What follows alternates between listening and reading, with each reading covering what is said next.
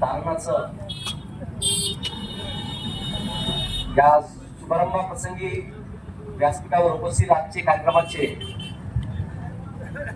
प्रमुख अतिथी माननीय श्री गदामोळचे आबा पंडित साहेब, व्यासपीठावर उपस्थित आपल्या गेवरे नगरीचे उपनगराध्यक्ष भगवानरावजी जिजाग कुंभारणे, राजेंद्रजी राक्षसकर, सरपंच कैलासरावजी माने, युवा नेते रोहित भैया पंडित, इथे उपस्थित असलेले सर्व नगरसेवक, सर्व मित्रपरिवार, आज या छोट्याखानी कार्यक्रमाचा एक सुंदरसा असा उद्घाटन सोहळा तुम्हाला सर्वांच्या साक्षीनं हा जो आज होत घडत आहे, तर आज आपल्या सर्वांच्या वतीनं, आम्हा सर्वांच्या वतीनं दिनेश शेठला मी खूप खूप मनातून शुभेच्छा देतो आणि त्यांचं ह्या दालनाचं आज ही जी दुसरी शाखा आहे, तर अशाच प्रकारचे शृंखला एक नेटवर्क गेवरेभर आणि त्याचा हाच ब्रँड गेवरेमध्ये, बीड जिल्ह्यामध्ये हा उत्तरोत्तर प्रगती करत राहावं, त्याची शाखा घडत राहावं असं तुम्हाला सर्वांनाही वाटतं. आपलं नाव, आपलं अभिमान ह्या व्यवसायाशी निगडीत आहे. ज्यावेळेस कोणीतरी भूतपूर्व व्यक्ती ज्यावेळेस एखाद्या छोट्याशा व्यवसायाला एक मोठं स्वरूप देतो, स्वतःच एक ब्रँड म्हणून त्याला प्रस्थापित करण्यास पूर्ण श्रम सर्व योगदान देतात, त्यावर असं जे दालन उभं राहतं, तर आम्हाला तुम्हाला सगळ्यांना वाटतं की उत्तर मोठं होत राहावं. जितकं एखादं दालन मोठं होणार तितकंच ह्या गावाचं नाव लोक वाढ करणार. त्यामुळं आपल्या सर्वांच्या वतीने शुभेच्छा आहेत. परंतु याचसोबत दिनेश शेठनी जे एक उदाहरण युवकांसमोर गेवरेकरांसाठी जे सादर केले, त्याचंही फार मनातून अभिनंदन पण आहे आणि कौतुक पण आहे. कारण की मला सांगा आठवतं त्यांचे वडील दिवंगत श्री भंडारी साहेब ते सर्व्हिसला होते. सर्व्हिसच्या नंतर जर दिनेश शेट्टी पण तोच विचार केला असता की आपण सर्व्हिसच केली पाहिजे, तर त्यांनी कदाचित त्यांना ते सर्व्हिस मिळाली असते.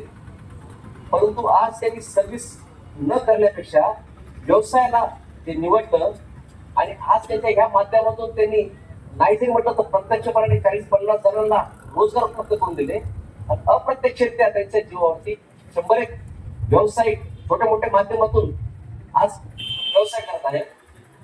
तरी आज उन्हाचा वेळ आहे, फारसं काही बोलणं, अधिक बोलणं या गोष्टीत मी आवडतं घेतो आणि ह्या उन्हाच्या प्रसंगी एवढंच एक भावना व्यक्त करतो की आपला हा जो युवा वर्ग आहे, ज्यांना असं निर्मितीक्षम आयुष्य जगण्याची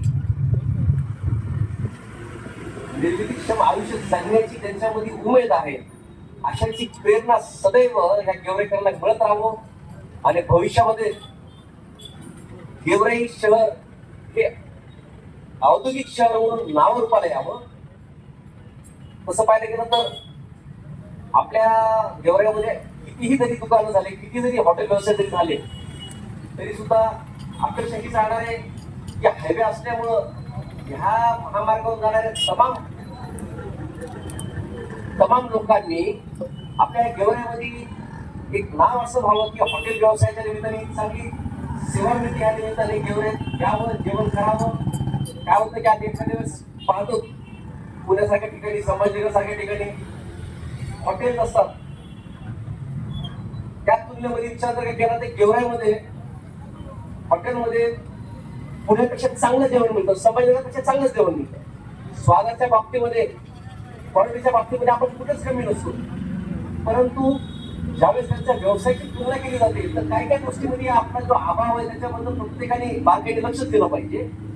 आता आम्ही भगवानराव पुण्यामध्ये बऱ्याच हॉटेल्समध्ये काही निमित्तानं चौकशीसाठीही गेलो होतो, तर प्रत्येक वेळेस एवढंच गोष्ट जाणवत होती की जिजा म्हणायचे शिवाजी महाराज आपल्या गेवरेपेक्षा यांची स्वाद काही उत्कृष्ट नाही, परंतु यांच्यामध्ये जी क्वालिटी आहे सर्व्हिस देण्याची, यांनी जी एक विश्वास संपादन केलाय, तेवढ्या एक गोष्टीचा जर आपल्या गेवरेकरांच्या व्यवसायामध्ये जर का ह्या गोष्टीचा जर अंतर्भाव आला, ह्याच क्वालिटी जर का आपण वाढवल्या, तर प्रश्न असा होईल की आपणही वरच्या पातळीवर, म्हणजे मला तर असं वाटतं की अशी जर का चिकाटी जर का दिसली गेल्या 5-10 वर्षामध्ये बीडचे, संभाजीनगरचे, पुण्याचे व्यावसायिक त्यांनी आपल्या लोकांना केटरर्स म्हणून त्या मोठ्या मोठ्या कार्यक्रमांमध्ये आपल्या लोकांना गेवराईकरांची जी स्वाद आहे, जी हॉटेलची जी सर्व्हिस आहे ती महाराष्ट्रभर गाजावी. आपल्याला आठवतंय तर शिराळा नावाचं गाव होतं, शिरसाळ्याची बीट म्हणून फेमस होती,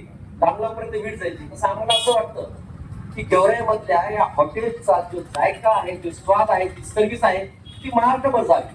छोट्या छोट्या विचार करण्यापेक्षा महाराष्ट्रामध्ये आपली छाप कशी पडल ह्यासाठी प्रत्येकाने सक्रिय राहणं गरजेचं आहे. याला जे पूरक व्यावसायिक आहेत, भाजीपाला असेल, मसाला असेल, सर्व्हिसेस असेल, त्या सगळ्यांचा जर विचार जर केला येणाऱ्या काळामध्ये व्यवसायाला खूप चांगली संधी आहे. आणि गेवराई हा एक विश्वासाचा ब्रँड, सर्व्हिसचा ब्रँड असावा. नुसतं जेवण चांगलं असू जमत नाही, सर्व्हिस उत्तम असावी, विश्वास प्रचंड असावा. आणि त्यासाठी जे दिनसेने जे उदाहरण दाखल केलेले मी पुन्हा कौतुक करतो आणि फार वेळ न घेता मनातून सर्वांच्या वतीनं शुभेच्छा देतो. आणि हेच चालत वाढत राहावं, गेवराईची प्रगती होत राहावी, गेवराईचं नाव लौकिक ह्या व्यवसायाच्या माध्यमातून व्हावं आणि आपण खऱ्या अर्थानं या गेवराईच्या निर्मितीचे शिल्पकार ठरत राहावं एवढी म्हणून मी शुभेच्छा देतो. माझी रजा घेतो. जय हिंद, जय महाराष्ट्र.